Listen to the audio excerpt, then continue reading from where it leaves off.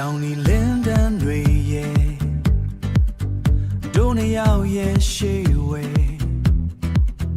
ကူညီလမ်းပြပေးတယ်ရှင်ကတွဲလက်တူကွယ်ခရီးရဲ့ဆက်သွားကြမယ်ခရီးရဲ့မဆုံးသေးဘူးကွယ်ငြိမ်းချမ်းလာတယ်